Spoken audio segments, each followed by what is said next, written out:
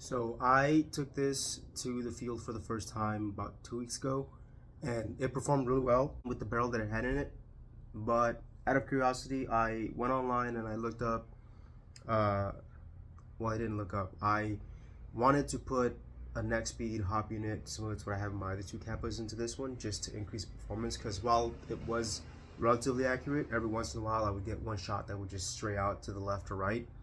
And I don't like that. I want it to be as consistent as possible. So I went and I was gonna buy the next speed hop unit, but I saw that TTI put out their own hop unit. So I said, screw it, let me try it out. Now, the cool thing about this hop unit is that it doesn't screw together. It is a one-piece construction for the body here. So there's no seams, there's no screws on or holding the hop unit halves together. It's completely made out of one piece. Now this piece right here, which is what I would call the nub on a standard V2 hop unit, does come apart with this screw right here. The wheel right here is what adjusts the hop, the amount of pressure that you put on the bucking. This comes out and then that'll drop out. And then this piece right here, which is actually really cool, this metal piece right here, is actually a C-clip, like what you would find on a V2 hop unit. So that's also really cool, I think.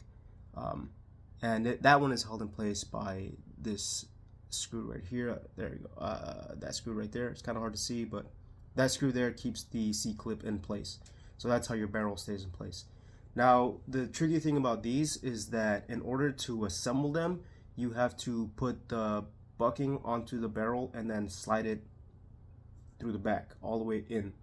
The reason that's tricky is because it's very tight fit, and you have to make sure that the bucking goes in all the way to the end here, and it can be a little bit difficult. You're definitely gonna need a lot of lube to do it, because it took me like 3 or 4 tries just to get it in. It would stop when the bucking was flush with the back end here. It would stop and then it just wouldn't go any further. I actually had to use another barrel. I took another barrel and I stuck it in like that to push it in.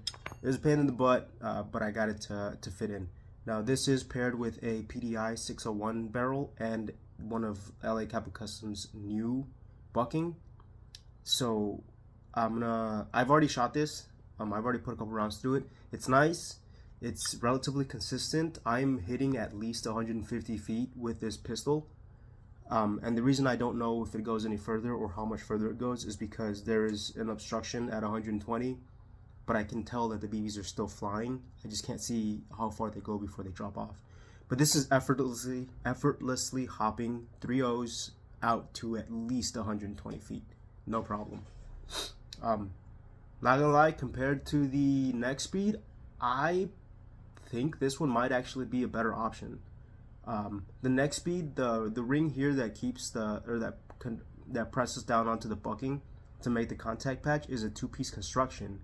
So it's kind of a pain in the butt to work with because you have to get it right perfectly on the hold. I don't even know how to explain it. It's 2-piece construction like a puzzle, and you have to get the pieces lined up properly in order for it to hold. But any pressure in either direction is going to make it fall out. It's a whole thing. So when you're putting it together, it can be a pain in the butt. And this is super easy. Like you literally, all you have to do in order to take this apart is undo this screw here that holds the C-clip. So this is the C-clip I was talking about. Hold up, let me grab that here real well. So it's got a V2 style C-clip, which I actually really like. It's very stable and it keeps the barrel in place. Zero wobble whatsoever. Oh, there was a BB in there. Whoops. Alright, so there you go. And it's completely taken apart. That's it. The nub piece here, whatever it would be called, I don't know. The instructions are in Japanese. There's some wording in English, but it's mostly in Japanese. But this nub piece and this screw that adjusts the amount of hop you apply, they can stay in the hop unit. That's it. That's literally it. So it's super stupid easy. All you got to do to put it together, like I said, is slide it in, and I'll show you here right now. So it'll usually stop around there. So make sure you have another barrel or something else on hand so you can push it all the way in. But what I'm going to do right now is test some other bucking and see if one of them may outperform this green one. This is LA Capa Customs' new flat hop style bucking. I don't know if you can get a good picture of it. a good look at it there. It's kind of fuzzy, but it's just a little rectangular contact patch there. Again, I got my TTI 601. I don't know if you can see the lettering on there. Alright, doesn't look like the letters showing up. But this is a TTI 601 in 113 millimeters. I like using the 113 for 4.3s and the 129 for 5.1s. For anyone who hasn't seen any of my content before, that's why the sizings are different than what comes stock in those replicas. Sorry.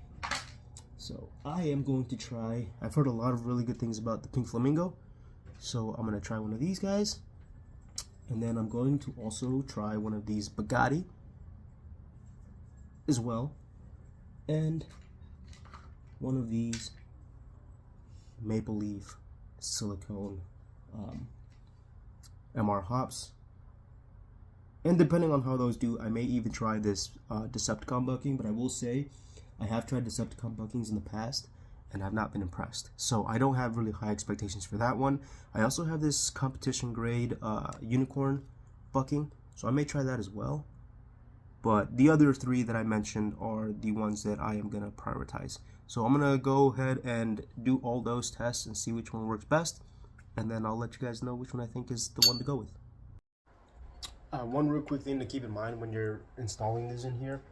This wheel, the adjustment wheel, obviously you can adjust it up or down however you want. But when you don't have a barrel in here, if you adjust it too high, you'll end up having the ring that produces the hop. You can see it right there. It's in the path of the barrel, and that's going to cause issues.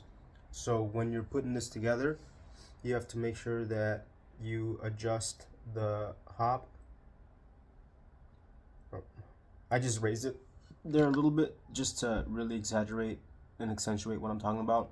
So you can see that that ring is very, very clearly in the way of the barrel path.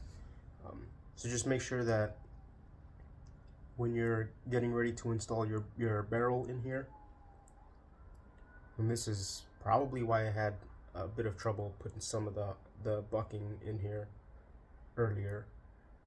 All right. Just make sure that that ring is flush and out of the way of the barrel path.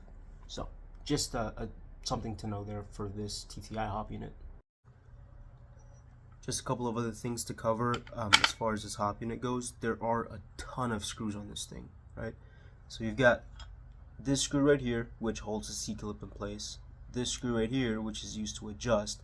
This screw right here, I honestly have no idea what that screw does. I haven't undone it, but I've looked at the diagram and it looks like it's holding something in place. I don't know what that something could be. It looked like a nub, but I mean, I don't know. I couldn't tell you. It doesn't seem to be affecting the way my hop unit works, so I'm a little skeptical about taking it out. And it's actually Loctited in, so I'm not gonna try to do that. I'm just not gonna worry about it. If you happen to buy one of these and you do it, and you want to let me know what's up with that screw, do let me know. But this one right here is adjustment. So when you slot it in, the slot that it sits in on the Capa, sometimes it's wobbly. You can use this screw to adjust it one way, and then it's got another screw up here. That one's a little harder to see. There it is, that screw right there, which adjusts it the other way. So it's got two different ways to adjust it so that you can remove the wobble and straighten the barrel as much as possible inside of the Capa itself. So that's just a quick overview of all the screws. I've already installed a Pink Flamingo, as you can see here. The first time I started the video, I had the LA Capa Customs in it. So I'm gonna rotate through all the bucking I have and see which one I like the best. But this hop wheel is a little bit difficult to turn when you have the bucking installed after a certain point. But the cool thing is it also has a hex key entry right here that you can use to adjust it with a tool. Now it's unfortunate that you do require a tool to do it, but it's an option, right? So you can stick an Allen key in there and adjust it that way. So that's pretty cool. So in the spirit of fairness, and to make sure that I tested everything I have on hand with the new hop unit, I am actually taking apart the next speed hop unit that goes in my purple Kappa. This thing performs amazingly. I absolutely love this gun. It has excellent range and accuracy. But I want to see how this 9-ball power barrel and the Modify X range bucking work in the TTI hop unit. So I'm gonna take this apart and throw it into the other one and see what it does.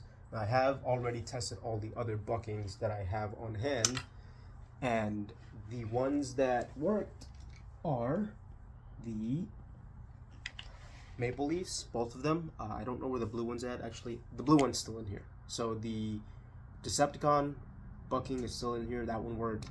The MR hop bucking worked really well as well. The Pink Flamingo was great. And LA Kappa Customs' new green bucking worked really well as well. The Unicorn competition grade was hot garbage, absolute trash in this hop unit. It may work in something else, but it did not work for me with the PDI barrel in the TTI hop unit. And the Bugatti was the exact same. Now, the Bugatti did outperform the Unicorn, but it was marginal and it was definitely not up to my standard. So these two did not work with the PDI and the TTI bucking. The rest of them did. So any of those options should work well. I will say with these silicone ones, because of how spongy they are, if that makes any sense, I don't know if that's the right word to use, but because of how malleable they are, it can be a little bit of a pain in the ass to get them in there, and you may need some kind of pick to sort of like push the bucking down and into the hop when you get it in. It's kind of hard to explain, but this front lip, so as you're trying to put the barrel into the hop unit, the front lip will splay open like that, like you can see. It'll do one of those, and then it won't go any further. So you have to use a pick to lay this flat so that it can get under the hop and seat properly. If that makes any sense. If you pick one up and you try it yourself, you'll know exactly what I'm talking about. But this is what I was talking about with the next speed hop unit. So this is what it looks like on the inside. Obviously, it is a two-piece construction, unlike the TTI, which is a one-piece construction. The piece right here that holds the TDC style, you can see here it's two different materials. Like I said, it's kind of like a puzzle, and if you push it one way or the other too far, it'll end up coming apart. Now, in order to install this, you have to completely remove this adjustment wheel right here. That has to come all the way out so that you can pop this out, and that's how that works. This goes out like that. Make sure not to lose your little spring if you have one of these, and then you can slide this off. So two-piece construction. The other thing I don't really like about these is that it's kind of hard to see, but it's got that orange spongy material there, which can deform differently between shots. It is, like I said, super spongy, so it does deform as you shoot, and it may not always deform in the same way, which can cause some inconsistency in your shots. Now, the inconsistency isn't enough for it to be an issue from what I've seen. I've played with this purple Kappa many times, and I have always had a good time with it. It's always been accurate and consistent, and it can shoot just as far as my gray Kappa is shooting with the TTI. So 120 to 150 feet pretty accurately. Modify X range bucking. Freaking love these things. They are a little gummy. This is a 65 if I remember correctly. A 75 may be too hard unless you're running some really heavy BBs, and if you're strictly playing indoor, a 55 should be fine. So pick what works for you. And the Laylax 9-ball power barrel, it has to be the 603. The 601 does not have this huge cutout in it like this. So if you pick up a 601, you're gonna have to modify it in order to use the X-range bucking. The X-range bucking has a ginormous contact patch. I don't know if I can get it to show here.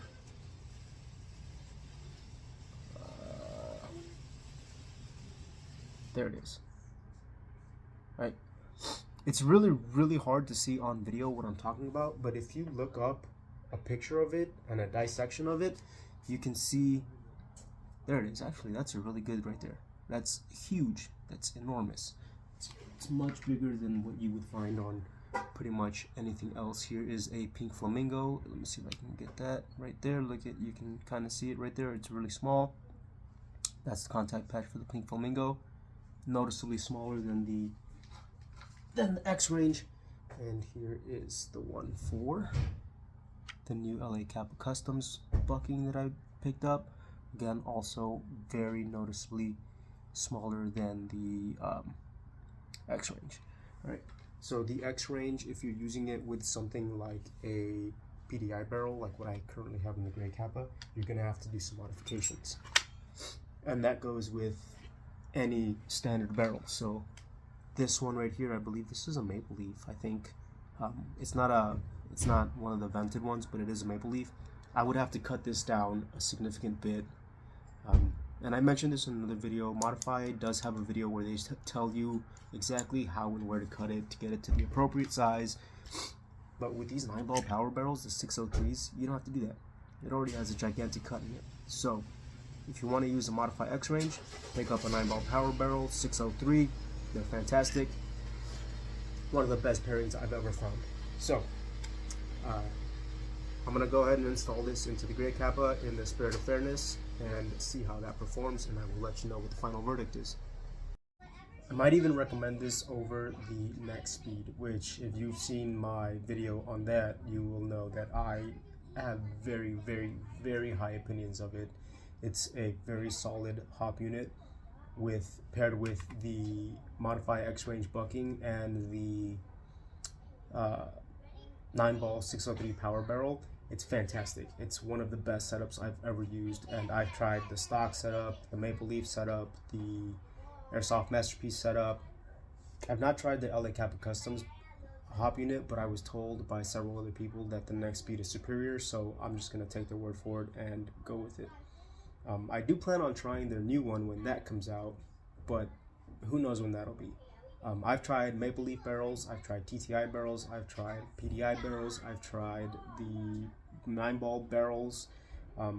So what I'm using is what I found to be the best combinations. So the next speed with the X range bucking and the 9-ball 603 power barrel is phenomenal. Very good accuracy and range and consistency, and I would highly recommend it. This TTI paired with a PDI barrel and either the LA Capa Customs, the ML, the Maple Leaf MR Hop, or the Pink Flamingo are also going to be very great. I don't know if it'll work for other people, but for my testing here today, the Bugatti bucking and the Unicorn bucking, hot garbage. Do not recommend. Did not like it. The BBs were damn near just falling right out of the barrel. I'm exaggerating, of course. They were going about 80 feet, but they were dropping very noticeably and very quickly. So definitely do not recommend. Hot garbage. Stick with either the three. The Decepticon bucking worked as well, I will say, but I like the way the others performed better. And the reason I think the others performed it a little bit better is because they simulate an R-hop patch. The MR hop specifically and the Flamingo have pretty big contact patches, not as big as the X range, but they're still pretty big, and they cover the entirety of the window in the barrel, whereas the LA Capa Customs one is slightly slimmer, so it still has a good contact patch, but it doesn't cover the entirety of the barrel window, so there's a little bit of space there. So the Flamingo and the ML have a better contact patch with the BB, which probably explains their consistency a little bit more over the LA Capa Customs. So either one of those will be absolutely fantastic. Give them a try. And if you do, let me know what you think, because I'm interested to see if other people have the same experience with these parts as I do. Now, the last thing, like I said, I am going to chrono it. Let me just set this to the proper weight, because I do have 3 O's in this gun right now. All right. I don't have a chrono stand. Don't judge me. I hold the chrono with my feet. All right, so the Capa Customs, or the gray pistol, with the TTI bucking and the the Pink Flamingo and the TTI top-down center.